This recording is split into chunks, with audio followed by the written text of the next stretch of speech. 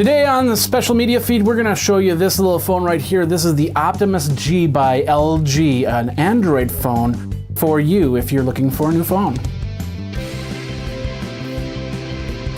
Hey everybody, Jeffrey Powers here. Welcome to the show, the special media feed, where we take a look at different products, we interview people, and a lot more. Of course, our CES action is coming up very soon, and this is going to be a very active channel, so you might want to subscribe. We'll have the subscription links in the show notes here over at geekazine.com. Of course, you can Twitter me over at Geekazine, where I'm very active. And then, of course, geekazine@gmail.com is the email address if you have any products that you want me to take a look at and show on the Geekazine special media review feed. So, today we're going to be talking phones here. We got this from LG. First of all, this is a loaner. I'm going to be sending it back very soon.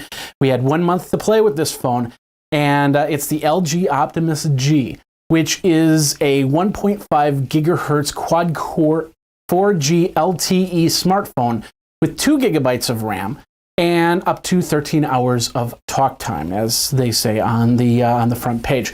They have a 13 megapixel digital camera in the back, and of course they have a front-facing camera, so you can do multiple things.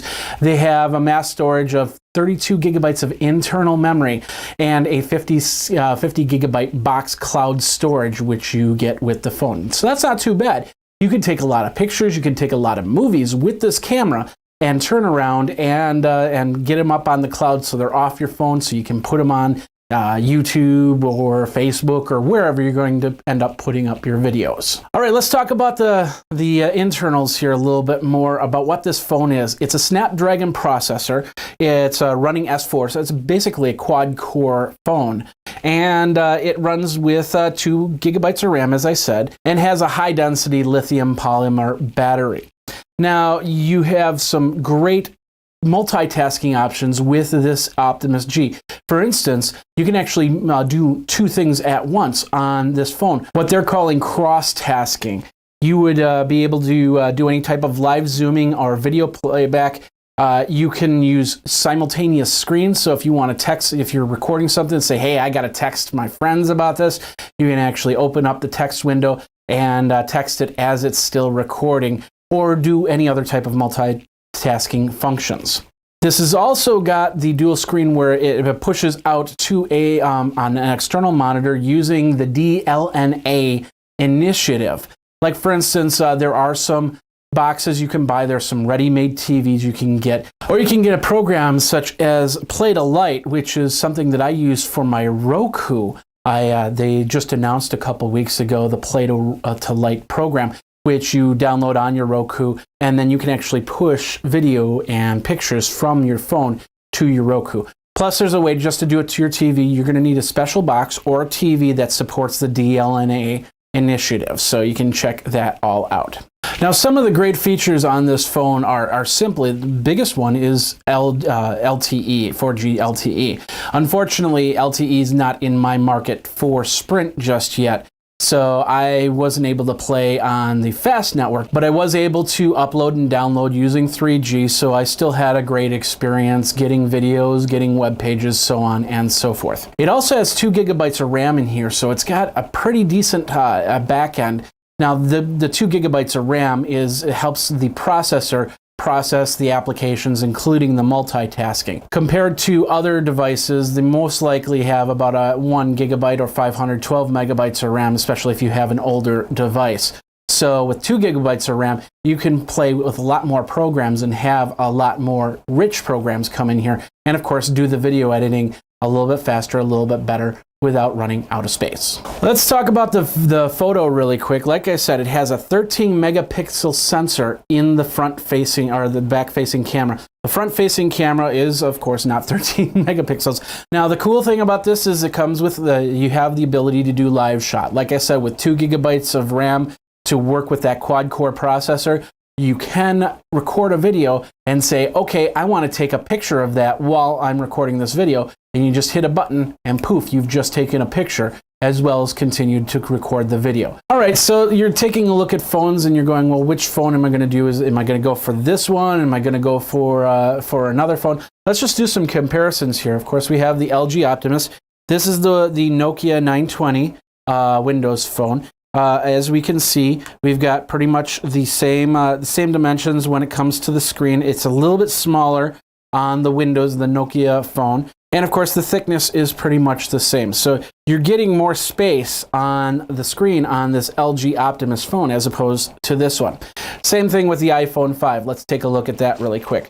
We've got the iPhone 5. Of course, the iPhone is going to be considerably smaller, but sometimes people don't want smaller. They want more function, more screen, and that's what the LG Optimus has. Another thing about this phone is it's got the Corning Gorilla Glass 2 screen. So if you drop it, it's more resistance to breakage. It can still break if you drop it in the right way. So just like any phone, it's glass, but it does protect it a little bit better. So you don't need to get those protective coverings like they've talked about in the past. All right, let's talk for a minute about the battery. This has got two 100 milliamp batteries in it. So they say it's a talk time up to 13 hours. With the Android operating system, it's all really dependent on what applications you're putting on. And of course, if you're saying, I want you to push notify me of Facebook posts, I want you to update my email, I want you to check the internet every 5 minutes, the more that it has to do, the more that it's going to take up battery. Overall, this is a pretty decent phone to have and to own. It does do the job. It does get to your Facebook. It does get to your email. It does make the phone calls, and it works pretty well. You can take some great video with it. You can take some great still photos with it and still have enough battery life to do some other stuff and get through the day. So this is the LG Optimus G, a nice Android phone. Calls are crystal clear. It works on the Sprint network. There is an AT&T version. The operating system right now is Ice Cream Sandwich, but I've been informed that once they get a version for Jelly Bean to work on LG Optimus G, that will be updated. A lot of other great features, like for instance, the facial recognition to actually log in as opposed to using a password. You have a lot of other cool things. I didn't show you the drawing feature because, I could go on and this would be like a 20-minute video. If you want to read more about this, go over to geekazine.com. I'll have a full review in the blog there. Check it out. Check out the video and then tell me what you think if you've got yourself an LG Optimus G phone by tweeting me over at Geekazine, and of course the email address being geekazine@gmail.com. All right, thanks a lot for watching this video over at the Geekazine special media feed. My name is Jeffrey Powers. We'll have more of these in the coming weeks with different products. And of course, if you have a product that you want me to take a look at, let me know. CES action is happening on January 8th. We're going to be doing the live stream over at tpn.tv. So check it out over there. And then of course, we're going to have like over 250 videos that you can watch after the fact, and we'll get them up as quick as possible. Just subscribe to the Geekazine media feed and you will get those right into your whatever podcatcher you have. This is Jeffrey Powers. Thanks a lot for watching. We will see you next time on the Geekazine media feed.